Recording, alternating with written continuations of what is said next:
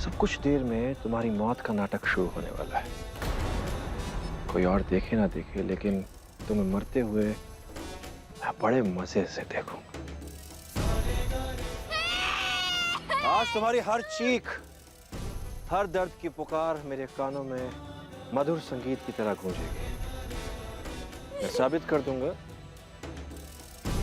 कि अच्छाई पर बुराई की जीत होकर रहेगी।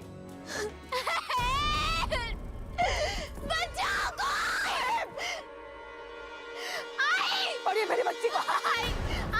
मुझे बचाइए।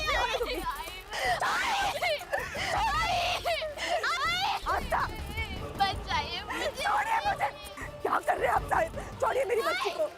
आपकी सारी कोशिशें बेकार हैं। बचाओ मुझे। छोड़िए मुझे। आंखें खोलिए अपनी। बहू है आपकी। क्यों उसकी जान लेना चाहते आप? किसी की जान लेने और देने का हक भगवान ने आपको नहीं दिया। चुप चुप। सास और बहू कितना लेक्चर देती हैं।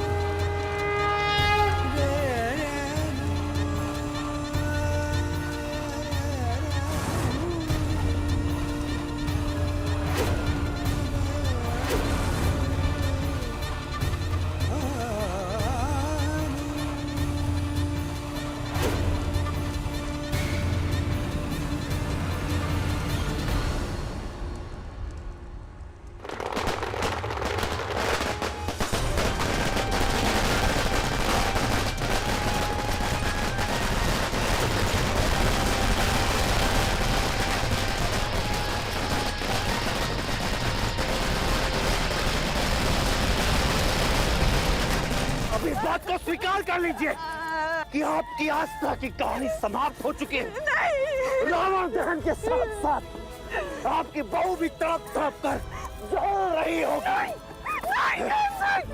आप हैवान बन चुके हैं। आप इंसान कहलाने के लायक ही नहीं है। अपनी बेटी की खुशियां जला दी आपने। बस अब मान लीजिए कि आस्था के लिए आप कुछ नहीं कर पाई और ये सब भूल जाइए जो आपने देखा सुना। कुछ नहीं हुआ ऐसा। जलकर मर रही है आस्था। अब ना तो आपका कोई सहारा रहा और ना ही मेरा कोई दुश्मन। आज से बल्कि अभी से अब पहले की तरह डरी हुई, सहमी हुई चुपचाप अपनी जिंदगी जीना शुरू कीजिए।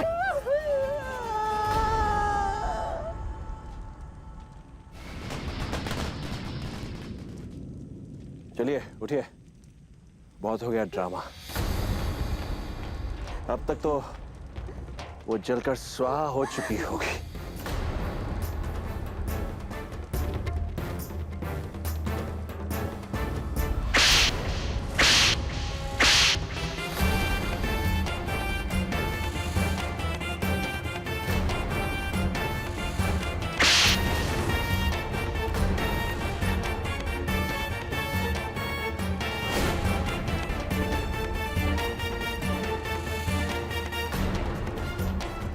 आपके अनगिनत पापों का घड़ा भर चुका है।